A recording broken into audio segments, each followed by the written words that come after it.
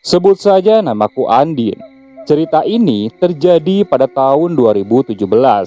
Waktu itu, aku kelas 1 SMA. Aku bersekolah di salah satu SMA ternama di kota besar di Jawa Tengah. Pengalaman kali ini berawal saat sekolahku mengadakan acara wajib tahunan, yaitu live-in di satu desa, dan masih di daerah Jawa Tengah juga. Live-in ini adalah kegiatan siswa untuk tinggal bersama orang tua asuh beberapa hari, agar siswa ini merasakan hidup bermasyarakat di pedesaan yang keadaannya serba terbatas. Hari itu adalah hari Selasa. Kita berangkat dan kumpul di sekolah dan naik bis yang disewa sekolahan. Kegiatan ini dilakukan satu angkatan saja di tiap tahunnya. Kalau dibilang pelosok, ya kampung ini tidak terlalu pelosok. Hanya masih saja banyak area perkebunannya. Sekolahku ini sudah bekerja sama selama bertahun-tahun dengan kampung tersebut. Jadi mereka sudah open gitu kepada sekolahku. Karena tiap tahunnya mereka dapat jatah anak asuh dadakan. Meskipun hanya 1 jam dari tempat tinggal, aku belum pernah ke kampung ini. Kampung ini mayoritas warganya bekerja di luar negeri menjadi TKI. Ya kalau nggak ngerantau ke kota besar, jadi jarang banget anak-anak yang sudah lulus sekolah menetap di kampung ini. Waktu itu kami dibagi kelompok. Ada 2 kampung yang bekerja sama dengan sekolahku, dan 1 rumah untuk 2 siswa. Waktu itu aku dapat 1 rumah bersama salah satu kenalanku, sebut saja namanya Maya. Maya ini anak IPA, jadi dia tidak terlalu dekat denganku. Walaupun ini tergolong pedesaan, tapi rumahnya tergolong mewah-mewah. Seperti kedua temanku, sebut saja namanya Mutia dan Lutfi. Dia dapat ibu asuh yang rumahnya mewah, kamarnya ber-AC, serta ada wifi-nya pula. Sedangkan nasibku saat itu dapat ibu asuh seorang janda dan tinggalnya di sebuah gubuk yang menurutku tak layak buat tinggal si ibu tersebut. Nah, kita panggil saja ibu itu dengan sebutan Ibu Asih. Ibu Asih ini janda beranak 2, tapi anaknya merantau semua. Bu Asih tinggal seorang diri di rumah ini. Dia memiliki warung makan kecil di depan rumahnya. Rumah Ibu Asih ini paling depan kampung di pinggir jalan. Kalau siang ya ramai, tapi kalau malam ya sepi banget. Aku tidur di tempat tidur kayu beralaskan kasur yang tipis dan lampu berwarna kuning. Tahu kan bohlam kuning seperti apa? Ya remang-remang dan kesannya semakin seram. Kamar mandi tidak berlampu. Di belakang rumahnya serta di samping itu hanya area perkebunan. Pertama kali kami datang, kami disambut ramah oleh Ibu Asih dan sudah disediakan makanan dan minuman waktu itu. Setelah makan dan berkenalan terus berbincang-bincang, saat di tengah perbincangan kami, tiba-tiba Bu Asih ini bilang, "Dek, kalau kamu bawa uang, uangnya digulung terus dikaretin ya," ucap Ibu Asih sambil menyodorkan karet. "Emang kenapa, Bu?" tanyaku polos yang memang gak ngerti buat apa. "Emang di sini banyak pencuri ya, Bu?" Tiba-tiba Maya ikut bicara. "Iya, tapi yang tak kasat mata," jawab Ibu Asih tenang dan tetap mengunyah onde-ondenya. Si Maya tiba-tiba mencengkram tanganku kuat, tanda dia akan mengatakan sesuatu. "Bu, kami ke kamar ya, mau istirahat dulu," sambil menarik tanganku. Ibu Asih hanya mengangguk saja. Sesampainya di kamar, Maya ini terlihat gelisah. "Din, kamu ngerti nggak yang dimaksud Ibu Asih?" "Enggak, emang kenapa?" Ya maksudnya pencuri yang tak kasat mata itu." "Ya emang maksudnya apa?" "Itu tuyul." "Ah, sembrono, masa iya sih Mai?" tanyaku nggak percaya. Secara aku baru tahu kalau ada tuyul. Di tempatku sama sekali nggak ada berita tentang tuyul. Saat itu aku langsung tidak menghiraukan pembicaraan dari si Maya ini. Aku fokus saja bermain ponsel. Selepas maghrib, Ibu Asih memanggil kami untuk makan malam. Di sela-sela makan malam, Ibu Asih bercerita bahwa di kampung ini hampir seluruh warganya mempunyai peliharaan. Peliharaan yang dimaksud di sini seperti tuyul, genderuwo, pocong, bahkan ada yang berwujud macan putih. Hanya beberapa orang yang tak pakai pesugihan seperti itu atau tidak mempunyai peliharaan, termasuk Ibu Asih. Meskipun warga di sini rajin sholat, masih banyak yang musyrik, Dek, ucap Ibu Asih sambil memainkan sendoknya. Aku dan Maya hanya diam sambil penasaran terus mendengarkan cerita dari Bu Asih ini. Ada yang sadis, demi kedudukan, rela mengorbankan istrinya untuk jadi tumbal. Tapi kali ini, nada Ibu Asih sedikit pelan, hampir kami berdua tak mendengar suaranya. Kami berdua terkejut. Jujur saja, awalnya aku tidak percaya. Masa iya ada orang setega itu? Kalau sudah selesai, piringnya tinggal saja, biar ibu yang beresin, ucap Ibu Asih sambil merapihkan piring dan gelas bekas makan dia. Loh Bu, ceritanya belum selesai kok. Kali ini aku benar-benar penasaran. Kalian duduk saja di depan TV dulu, tunggu ibu beresin ini semua ya. Kami mengangguk lalu meninggalkan Ibu Asih yang merapikan bekas makanan kami. Saat itu, aku pikir tindakanku ini bisa dibilang sangat kurang ajar. Kenapa? Karena kami menumpang, terus diberi makan, tapi kami tidak tahu diri untuk membereskan bekas makanan kami. Singkat cerita, selesai beres-beres, Ibu Asih lalu menghampiri kami. Dia mulai bercerita. Kepala desa di sini, namanya Pak Prapto. Belum 40 hari istrinya meninggal di depan rumah ibu, ucap Ibu Asih yang sedikit was-was. Jujur aku dan Maya juga takut, tapi ada rasa penasaran. Jadi begini, belum genap 40 hari istri Pak Prapto meninggal, dan meninggalnya tepat di depan rumah Ibu Asih yang di depan gang kampung ini. Kebetulan, Ibu Asih waktu itu ada acara dan menginap di rumah saudara selama 3 hari. Menurut beberapa warga, meninggalnya istri Prapto ini tidak wajar. Siang itu, istri Pak Prapto berjalan kaki pulang dari pengajian di tetangga gang sebelah. Dia berjalan kaki sendirian di pinggir jalan. Tapi ketika tewas, dia dalam keadaan terlindas truk. Di sini memang sering berlalu lalang truk untuk mengambil hasil pertanian dan perkebunan. Yang dibilang tidak wajar di sini adalah dia berjalan.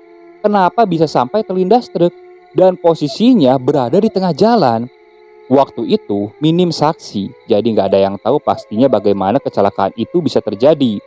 Ketika pulang ke rumah, baru Ibu Asih diceritakan bahwa tadi siang istri Prapto terlindas truk di depan rumahnya. Ada warga yang mengatakan bahwa Bu Prapto menjadi tumbal suaminya sendiri. Memang seminggu setelah meninggalnya Bu Prapto, Pak Prapto ini terpilih menjadi kepala desa. Padahal banyak warga yang tidak menyukai Pak Prapto, entah mengapa dia bisa terpilih. Setelah meninggalnya istri Pak Prapto, malam harinya Ibu Asih tidak bisa tidur.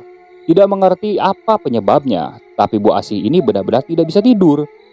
Di tengah-tengah kebingungannya, Ibu Asih ini mendengar ada orang yang mengetuk pintunya.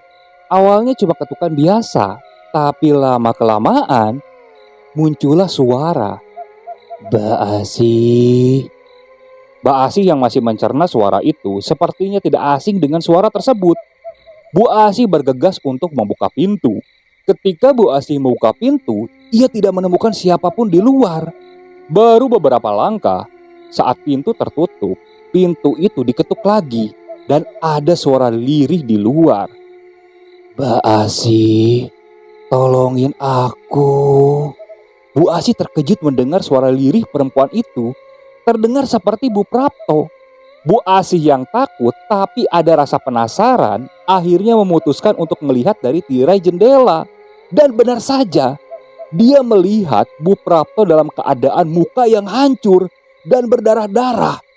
Bu Asih yang mendapati hal tersebut sudah tidak heran lagi.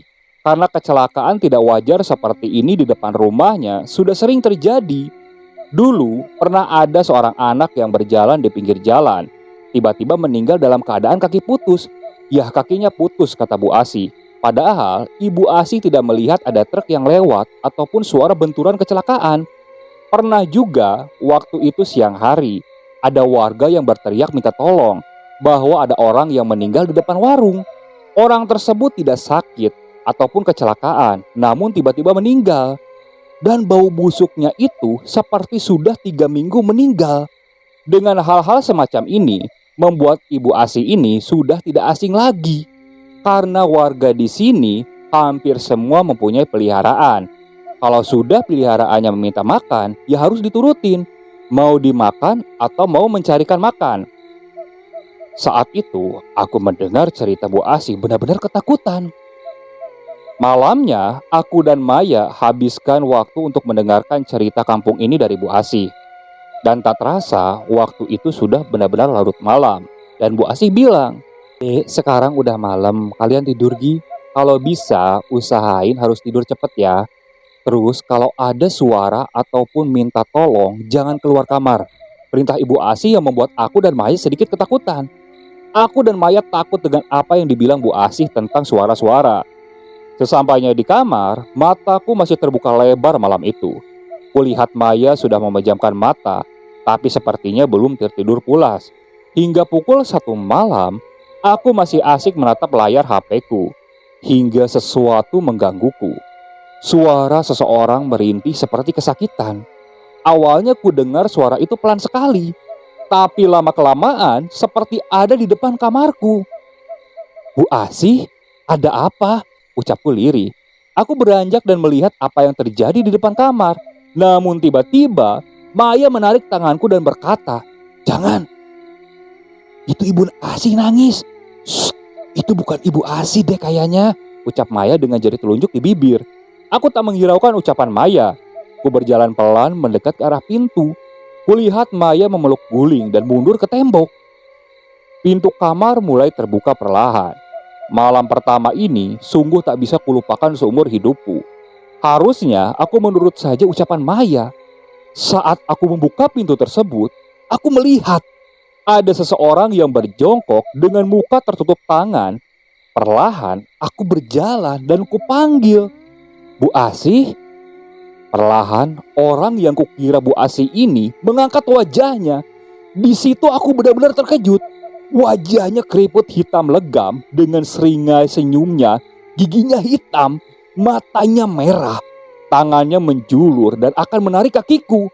Tapi dengan secepat kilat, aku langsung berlari masuk ke kamar. Ku banting pintu kamar. Wajahku pucat. Aku sangat ketakutan saat itu. Dari luar kamar, wujud tadi sepertinya menggedor-gedor pintu. Ku lari ke atas kasur di sebelah Maya. Kulihat Maya malah menangis. Aku yang ketakutan juga malah ikut menangis. Dan tiba-tiba pintu kamar seperti berusaha dibuka. Aku dan Maya semakin ketakutan. Dan akhirnya pintu kamar terbuka. Di situ jantungku terasa mau copot. Dan kulihat ternyata itu Ibu Asih. "Ada apa dek? Kok kalian menangis?" ucap Ibu Asih khawatir. Kami berdua tetap menangis. Sudah, kalian tenang dulu. Sudah Ibu usir itu peliharaan warga di sini. Kurang ajar sekali. Siapa sih yang berani mengirim peliharaan ke sini? Ucap Ibu Asih geram. Saya mau pulang saja, ucap Maya yang menangis. Kulihat wajah Ibu Asih seperti bingung. Aku pun kasihan ke Ibu Asih. Aku tahu yang dia rasakan. Dia pasti takut kalau disalahin sama orang tua kita. Aku juga tahu ini semua bukan salah Ibu Asih. Udah Mai, di sini kan cuma 4 hari aja, sabar dong, ucapku menenangkan Maya. Ini hari pertama loh, Din. Jadi apa kalau kita berlama-lama di sini? Apa jadinya? Apa teror itu akan datang setiap malam? Udah Mai, kita istirahat dulu aja yuk, udah aman kok. Aku coba terus menenangkan Maya. Udah deh, kalian istirahat aja. Ibu bakal jagain kalian di sini di depan pintu kamar. Ibu Asih tidur aja di kamar, kasihan dong, besok Bu Asih juga jualan, ucapku. Akhirnya malam itu kami tidur karena sudah terlalu lelah dan aku tidak mendengar apapun dan terbangun di waktu subuh. Aku membangunkan Maya dan mengajak Maya untuk berwudu. Awalnya Maya nggak mau karena takut, tapi kupaksa pagi itu karena memang ada kegiatan senam pagi dan acara bersih-bersih bareng warga desa. Waktu itu aku tidak bersama Maya karena Maya harus berkumpul dengan anak IPA dan aku berkumpul dengan anak-anak IPS. Kami dibagi beberapa regu untuk bersih-bersih desa. Kelompokku kala itu Mutia, Lutfi, Ayu, Dinar, Paros, dan Gilang. Kelompok kami kebagi bersih-bersih desa di bagian depan kantor kepala desa. Yang cowok kebagian cabut rumput, sedangkan yang cewek nyabut dan nyiram tanaman. Singkat cerita, siang pun tiba. Kami beristirahat sebentar di teras kantor tersebut. Tadi malam aku gak bisa tidur nyenyak, keluh Gilang saat itu. Emang kenapa? Tanya anak-anak yang lain. Masa tiap emakku merem, aku ngerasa kepalaku ini ada yang ngelus-ngelus. Pas buka mata, Aku gak ngeliat ada siapa-siapa. Pokoknya serem, ucap Gilang seperti itu. Ih, serem banget. Syukurin kamu dapat gangguan kayak gitu, ucap Mutia seperti mengeledek di si Gilang. Jangan gitu dong, Mut. Mentang-mentang kamu tinggal di rumah bagus, awas lo kalau sampai kamu diganggu, aku ledek habis-habisan kamu, ucap Gilang membalas ucapan Mutia. Aku yang mendengar cerita itu hanya diam. Rasanya ingin bercerita, tapi aku takut. Din, ngapain kamu diam aja? Kamu dapat gangguan juga? Tanya Paros. Enggak kok, aku cuma capek aja. Alah, kamu mah cuma gitu aja, Lang. Aku malah lebih serem lagi. Tiba-tiba si Dinar membuka suara. Aku kaget langsung mendengar ucapan Dinar. Emang apa yang serem? Jawab si Mutia. Semalam, aku sama si Rizka, si anak IPA itu, lagi duduk-duduk tuh di teras rumah Padalan, orang tua asuh kami. Tiba-tiba, kami mencium ada aroma bau bunga. Terus aku mendengar ada suara wanita ketawa. Suara tawanya ini melengking, terus keras banget. Otomatis kan, aku langsung lari masuk ke dalam rumah. Si Rizka aku tinggal. Kirain gua, si Rizka ini nyusul. Pas aku lihat lagi, ternyata dia pingsan. Cerita Dinar yang membuat bulu kuduk kami langsung berdiri. Belum selesai, tiba-tiba terdengar suara jatuh dari atap kantor Bapak Kepala Desa. Kami langsung berdiri serentak. Terus jatuhlah sebuah kelapa tua yang berwarna coklat, jatuh dari atap ke tanah. Mungkin saja, tapi di sekitar sini tak ada pohon kelapa. Terus bagaimana kelapa ini bisa jatuh di atap? Aneh. Kami semua tidak banyak bicara saat itu. Otomatis kami semua sontak langsung berlari meninggalkan kantor desa.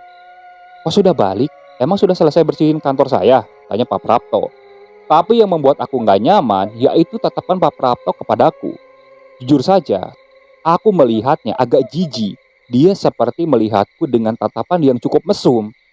Sudah Pak, jawab Paros meninggalkan Pak Prapto. Aku tahu, Paros aslinya sangat ketakutan. Kayaknya kampung ini serem deh, ucap Ayu. Hus, jangan bilang gitu, jawab Dinar. Singkat cerita, kami pun pulang ke rumah orang tua asuh kami masing-masing. Tiba-tiba, pada pukul 5 sore, ada siaran dari masjid bahwa ada berita duka. Innalillahi wa innalillahi rojiun. Telah berpulang ke rahmatullah Bapak Parmin bin Parjo. Aku masih mengingat-ingat siapa Bapak Parmin ini. Sepertinya tidak asing. Bapak Parmin ini adalah tukang kebun kantor kepala desa. Beliau belum terlalu tua. Umurnya kurang lebih sekitar 40 tahunan. Aku kaget. Perasaan tadi siang aku masih lihat dia ada di kantor kepala desa. Ya memang takdir Allah gak ada yang tahu. Tapi dia terlihat sehat-sehat saja. Mai, padahal aku masih ketemu beliau loh. Beliau sehat, ucapku ke Maya yang sedang bermain HP di kamar. Masa sih? Aku malah gak tahu orangnya yang mana, ucap Maya. Dek, tiba-tiba Bu Asi memanggil kami. Iya Bu, kami berdua pun keluar menghampiri Ibu Asi. Dek, Ibu mau ngelayat ya, tetangga ada yang meninggal. Nanti kalau mau makan, itu sudah ada makanan di meja. Seperti biasa, aku dan Maya sholat maghrib berdua. Selesai sholat, kulihat Ibu Asi belum datang. Aku coba bilang kepada Maya, Mai, mau makan sekarang apa nunggu Bu Asi? Ntar aja deh Din, kebetulan aku mau ke rumah orang tua asuh temanku ya. Tapi ntar balik kok, ucap Maya sambil menyisir rambut. Di situ aku langsung berpikir, berarti aku bakal sendirian di rumah ini. Tapi aku coba bersikap tenang dan sok berani. Ya udah, jangan malam-malam, ntar Bu Asi khawatir. Pesanku ke Maya yang mulai meninggalkan rumah. Di situ, aku coba beranikan diri di rumah sendirian. Biar gak suntuk, aku menyalakan TV sambil kumainkan HP. Jadi, TV-nya cuma buat rame-rame saja, biar gak terlalu sunyi. Awalnya, udah aku bilang kalau rumah Bu Asi ini berada di pinggir jalan. Jadi kalau siang, kondisinya rame. Tapi kalau malam, suasananya benar-benar sepi. Dan tak berapa lama kemudian, terdengar azan Isya berkumandang. Aku mau sholat saat itu, tapi tidak berani buat wudhu sendirian. Padahal kamar mandi di dalam rumah. Tapi buat beranjak dari TV, aku gak berani. Akhirnya saat itu aku tunda sholatnya. Apalah daya iman dan ketakutan lebih besar daripada ketakutanku. Namun tiba-tiba aku mendengar ada seseorang yang mengetuk pintu. Aku langsung beranjak dan bergegas membuka pintu. Ketika aku buka, di sana tidak ada siapapun. Di situ aku langsung benar-benar merasa ketakutan. Cepat-cepat aku banting pintu. Tapi baru beberapa langkah, pintu itu sudah diketuk lagi. Namun kali ini ada terdengar suara. "Assalamualaikum."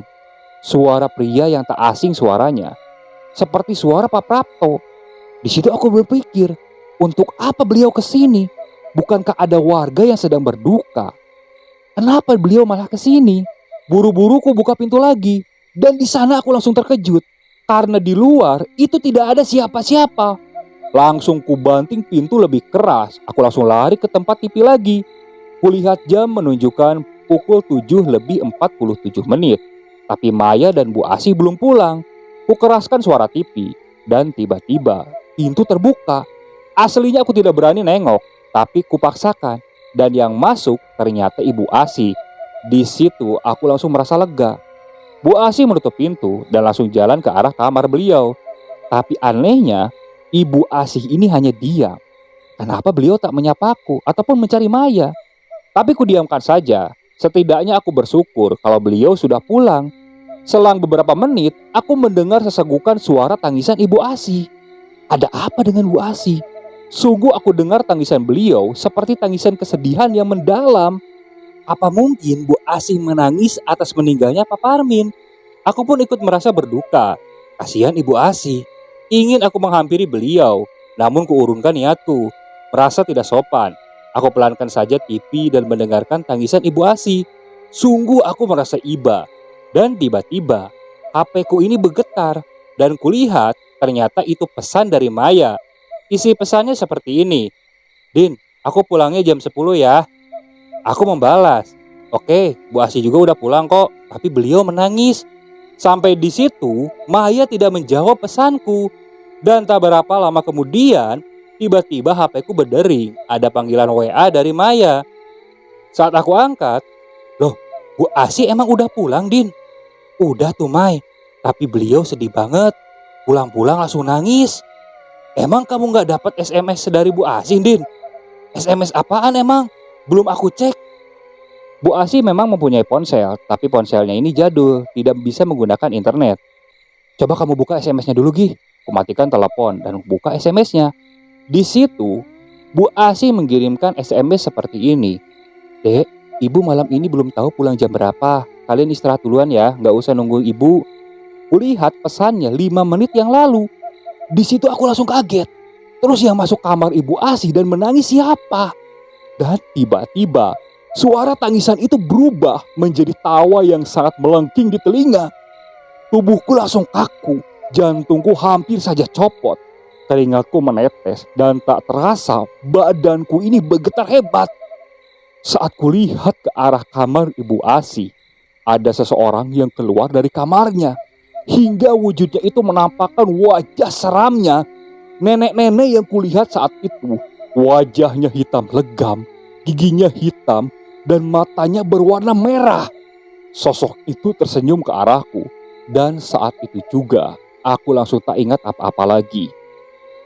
Singkat cerita, saat aku sudah terbangun, kurasakan badanku panas. Aku coba melihat sekitar, dan di sekitarku sudah ada Ibu Asih, Maya, Pak Ilham, dan beberapa teman-temanku yang lain. Aku terkejut dengan apa yang terjadi. Ku coba mengangkat tubuhku yang masih lemas. "Jangan bangun dulu, Dek, tiduran aja," ucap Ibu Asih mencegahku untuk bangun. "Ada apa ini, Mai? Kok badanku lemas banget?" ucapku sambil melihat Maya yang menangis. Maya hanya diam dan tetap menangis. Ku ingat-ingat apa yang terjadi. Di situ aku baru ingat kalau aku melihat wujud nenek-nenek yang menyeramkan. Karena Dek Andin sudah bangun, sekarang kita semua pulang ke tempat masing-masing ya. Biar Ibu Asih dan Maya yang menemani Dek Andin, ucap Pak Ilham. Pak Ilham adalah ustadz di kampung ini. "Pak, saya ikut teman-teman aja," tangis Maya sambil memegangi tangan Pak Ilham. "Sebagai teman yang baik, sebaiknya kamu menemani Dek Andin di sini. Toh kan sudah ada Bu Asih," ucapnya lembut Pak Ilham sambil tersenyum menenangkan Maya. "Baru 2 hari di sini sudah sangat menyiksa. Aku telepon papa sekarang, biar dijemput," tangis Maya semakin menjadi. Aku tarik tangan Maya yang memegang HP dan segera menelepon papanya. "Mai, kamu jangan egois." Maya malah menatapku geram. Mai, kamu harus mikir kita semua, Bu Asih, sekolah kita. Dengan tindakan kamu seperti itu, yang ada malah jadi kasus yang sangat merugikan untuk warga dan sekolah kita. Aku sedikit kesal waktu itu. Kulihat Bu Asih meneteskan air mata. Memang cuma mereka yang dirugikan. Kalau aku yang mati jadi tumbal orang di sini bagaimana? Kamu mau mati konyol karena jadi tumbal? Maya semakin memanas saat itu. Dari awal aku di sini, aku udah yakin kampung ini adalah kampung tumbal.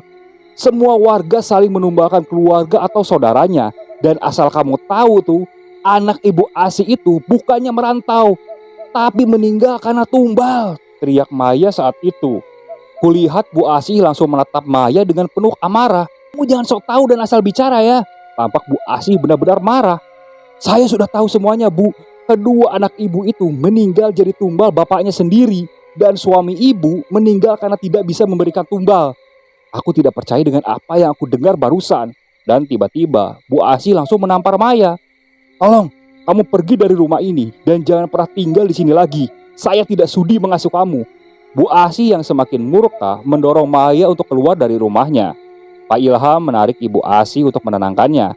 Dan anak-anak yang lain membantu Maya berkemas untuk pergi dari rumah Ibu Asih. Saya jijik melihat tingkah Anda yang seolah-olah tak berdosa. Pasti sebenarnya yang punya pesugihan tumbal itu Ibu Asih kan? Olok Maya kepada Bu Asih. Terus saja fitnah aku, jangan salahkan aku kalau ada apa-apa yang terjadi dengan kamu. Ancam Ibu Asih yang membuat aku sedikit ngeri saat itu. Semua yang terjadi di hadapanku seperti mimpi. Kepalaku semakin pusing saat itu. Aku pun tertidur malam itu tanpa tahu apa yang terjadi lagi. Esok harinya ketika aku membuka mata, Ibu Asih tertidur dengan keadaan duduk di sampingku. Bu Asih, Bu, ku goyang-goyangkan badannya. Ya Andin sudah bangun, ucap Ibu Asih. Kulihat Ibu Asih sudah menjadi Ibu Asih yang sepertinya, bukan Ibu Asih yang menyeramkan seperti semalam. Dek, maafin ibu ya. Ibu Asih kembali meneteskan air mata. Maaf kenapa, Bu? Sambil kuusap bahunya untuk menenangkan. Masalah kejadian semalam. Kini tangisan beliau semakin mendalam. Sudah, saya nggak apa-apa kok, Bu. Ucapan ibaku melihat Ibu Asih seperti itu. Dek, sebenarnya apa yang dikatakan Dek Maya itu benar. Ucapan Ibu Asih langsung menatapku. Di situ aku langsung kaget. Maksudnya bagaimana? Ucapku di dalam batin. Maksudnya gimana, Bu? Anak-anak saya sebenarnya bukan merantau, tapi mereka sudah meninggal dijadikan tumbal oleh suami saya. Jantungku langsung berdetak kencang. Sumpah saat itu aku langsung sangat ketakutan. Saking takutnya, aku langsung memundurkan diri ke tembok. Ibu Asih berdiri dan menghapus air matanya dan tersenyum. Tenang, kamu anak baik kok. Ibu gak bakal nyakitin kamu. Yang penting kamu jangan macam-macam sama ibu. Wajah Ibu Asih berubah sedikit menyeramkan lagi. Di situ dadaku terasa sesak. Ingin rasanya aku menangis. Ibu Asih kembali tersenyum khas Ibu Asih seperti biasanya. Sana, kamu mandi, sambil berjalan meninggalkanku. Napasku terasa ngos-ngosan saat itu. Apa yang sebenarnya terjadi dengan Ibu Asih? Pada pukul 9 pagi hari Kamis, semuanya dikumpulkan untuk apel, acara yang dilakukan selanjutnya. Ku cari-cari Maya saat itu, tapi tidak kutemukan. Aku bertemu dengan Ines, anak IPA yang sekelas dengan Maya. Hai Ines, Maya di mana? Tanyaku sambil mendekat ke arahnya. Din, kamu udah sembuh? Kamu nggak tahu ya? Maya kemarin kesurupan dan demam, jadi dibawa pulang deh ke rumahnya. Senyum Ines saat itu. Hah, ini serius? Tanyaku tidak percaya. Ines mengangguk dan berpamitan denganku untuk kembali ke barisan anak IPA. Aku hampir jatuh karena terkejut dengan apa yang terjadi. Apa sebenarnya Ibu Asih ini orang jahat? Tak bisa kupercaya saat itu. Aku harus berhati-hati dengannya.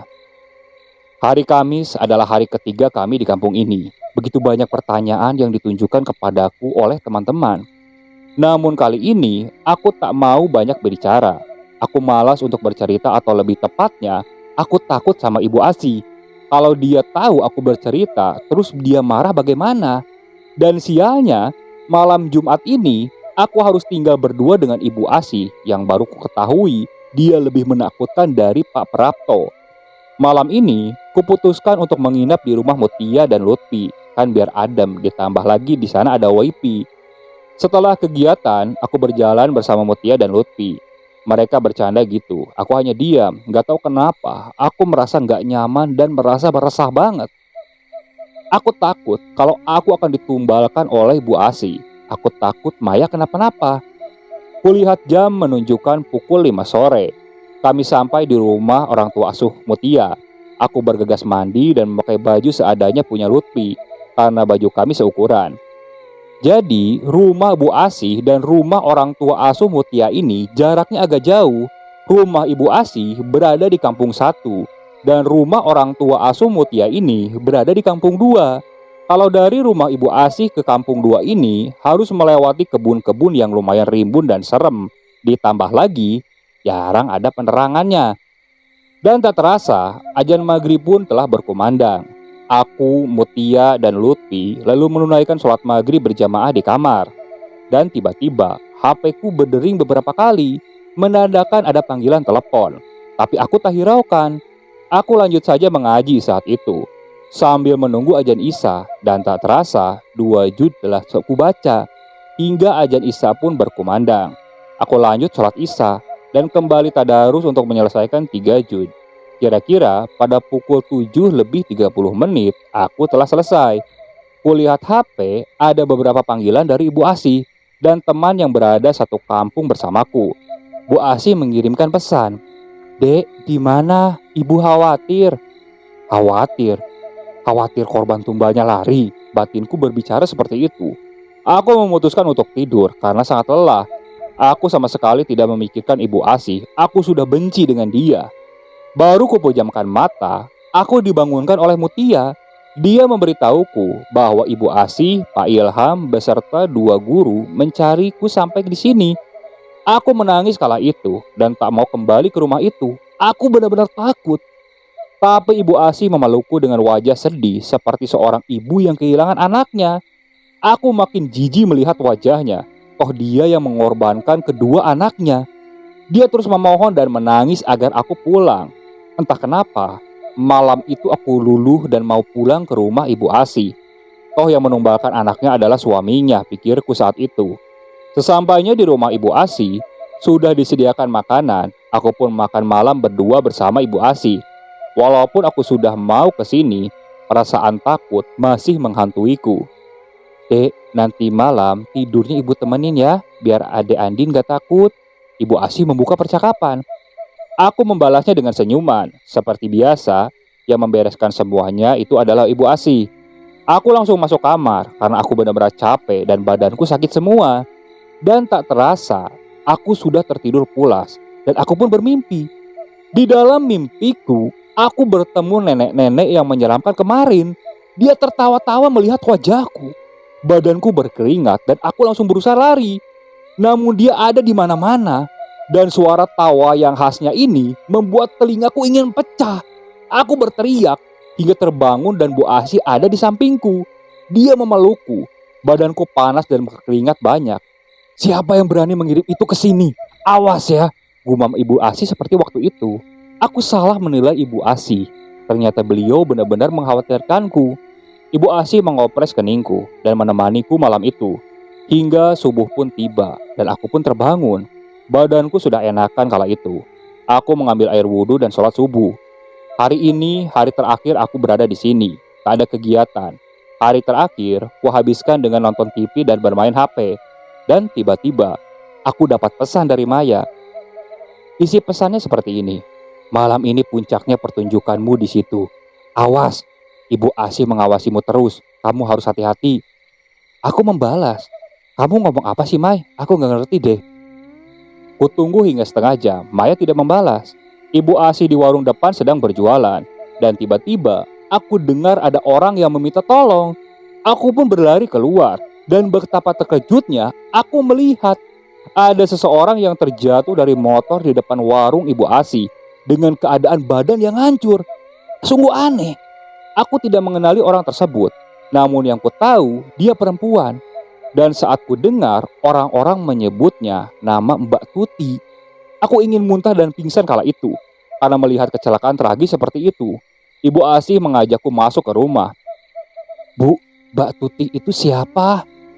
Itu sekretaris Kades Pak Prapto, kemarin istrinya, terus Joko pegawai kantor desa, Pak Parmin tukang kebun kantor desa. Nah sekarang Ibu Tuti ke sekretaris dia. Emang kejam tuh si Prapto, ucap Ibu Asih geram. Aku diam mendengar cerita Ibu Asih. Dari tadi aku di warung gak dengar ada suara tabrakan. Tapi kok aneh, si Tuti ini bisa hancur badannya, ucap Ibu Asih kepadaku. Aku mual mengingatnya. Sekarang ini kamu yang diincar sama Prapto deh. Aku yakin itu. Beberapa kali dia kirimi peliharaannya untuk menyerangmu, ucap Bu Asih sambil menatapku tajam. Badanku langsung lemas. Apa salahku sampai mau dijadikan tumbal? Aku sangat geram banget sama Pak Prapto. Pengen aku bunuh dia duluan. Terus aku bagaimana, Bu? Aku takut, ucapku seperti itu. Tenang aja, nanti kamu saya bantu, jawab Bu Asih penuh perhatian saat itu.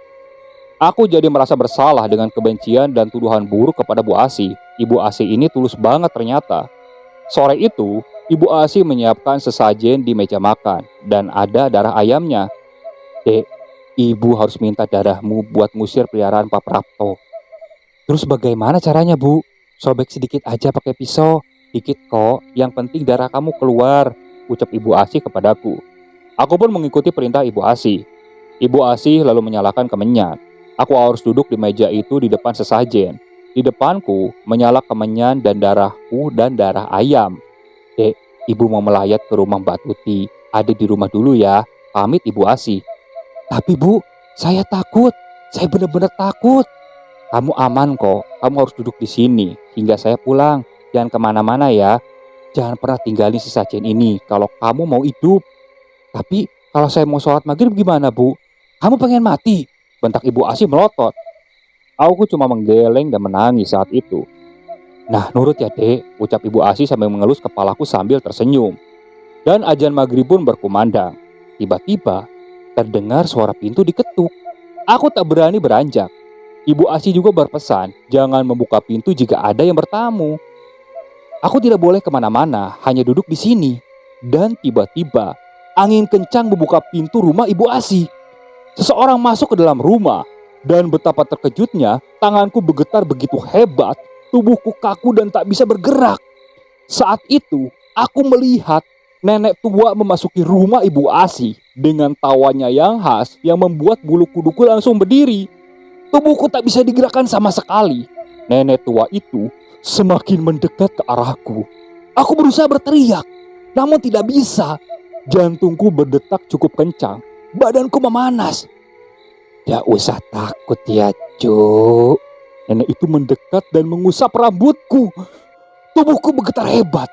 Kulirik ke arahnya. Sungguh menyeramkan wajahnya. Tiba-tiba dia mencekikku hingga aku sulit bernapas. Aku berusaha melepaskan cekikan itu, sampai menyan dan sesajen di meja berantakan. Cengkraman nenek itu benar-benar kuat, sampai aku benar-benar tidak bisa bernapas. Ku tendang nenek itu sampai cekikannya terlepas dan dia terjatuh.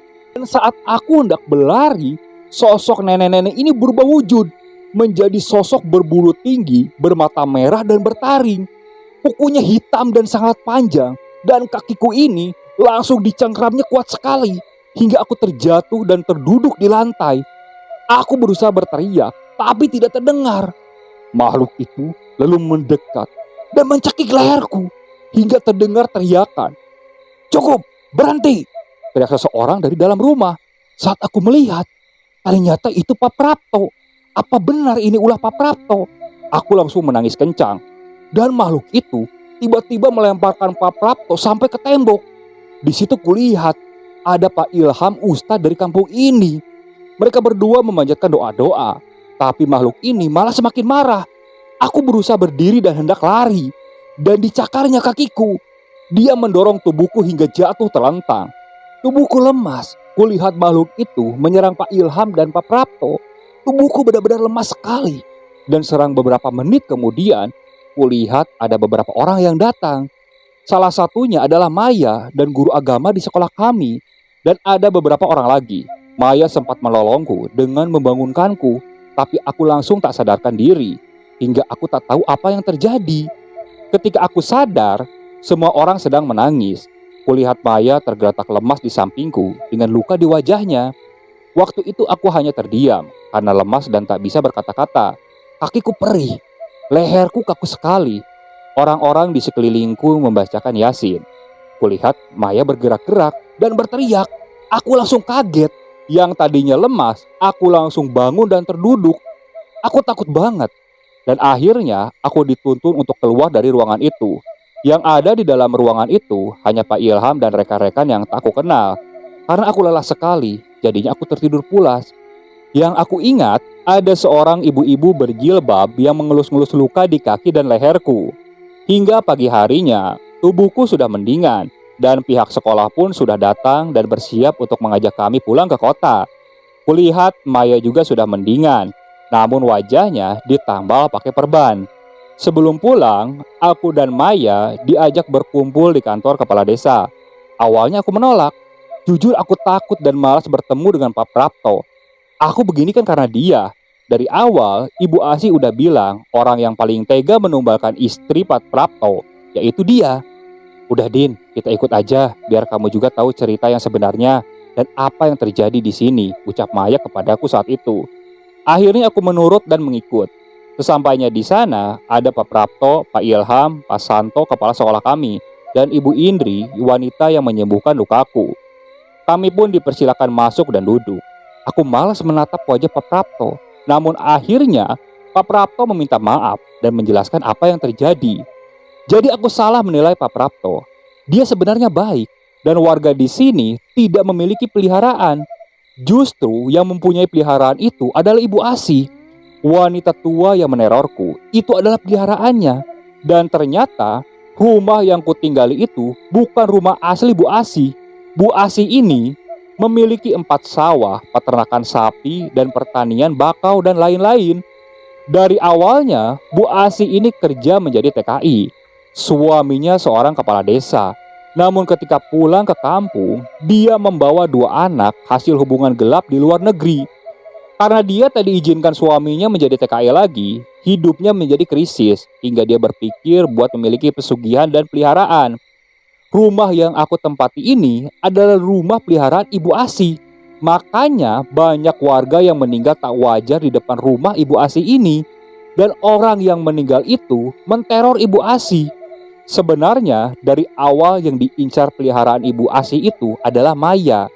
Tapi karena si Maya ini ternyata punya penjaga dan memiliki kelebihan, jadi akulah yang terkena imbasnya.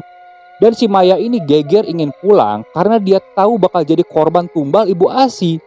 Sekarang Ibu Asi sedang buron alias dalam pencarian. Warga dan Pak Prapto pun tak menyangka orang yang menghabisi istrinya adalah Ibu Asi. Bahkan anak suami Ibu Asi juga menjadi korban tumbalnya. Sebenarnya aku udah gak kuat lagi, pengen nuntut Ibu Asi. Tapi bagaimana? Aku lebih baik segera pergi dan tak mau lagi berurusan dengan Ibu Asi. Kalau soal tuyul, memang banyak yang pelihara tuyul. Tapi bukan di kampung ini, itu di kampung lain. Cuman tuyulnya sering lari ke kampung ini, ujar Pak Prapto menjelaskan tentang isu tuyul. Setelah semuanya usai, kami pun pulang dari sana. Sesampainya di rumah, orang tuaku yang mendengar kejadian yang menimpaku langsung membawaku untuk diruqyah. Bahkan aku menjalani terapi hingga beberapa bulan. Dan di masa pemulihanku ini, ternyata Ibu Asi masih sering mengirimiku pesan. Di situ aku takut dan masih trauma. Jadi aku memutuskan untuk ganti HP. Dan tak terasa setelah 1 tahun kejadian tersebut, adik kelasku yang live-in tahun itu, ternyata di sana suasananya sudah berbeda. Di depan gang kampung sudah bukan rumah lagi, tapi masjid. Dan tidak ada lagi orang tua asuh yang bernama Asi. Dan begitulah kira-kiranya pengalamanku. Alhamdulillahnya, aku masih ditakdirkan untuk hidup dan bisa menceritakan pengalaman ini. Oke, sekian untuk cerita kali ini. Saya mohon maaf apabila masih banyak kekurangan dalam pembawaan ceritanya. Kritik dan sarannya silakan kalian bisa cantumkan di kolom komentar. Tak lupa saya juga ucapkan terima kasih kepada narasumber yang sudah membagikan kisahnya, termasuk para penonton yang sudah mampir dan mendengarkan cerita dari channel Rentera Keramat ini. Semoga kalian selalu diberikan kesehatan, dilancarkan rezekinya, dan dijauhkan dari musibah. Terus ikuti cerita yang dibawakan oleh channel Rentera Keramat ini. Assalamualaikum warahmatullahi wabarakatuh.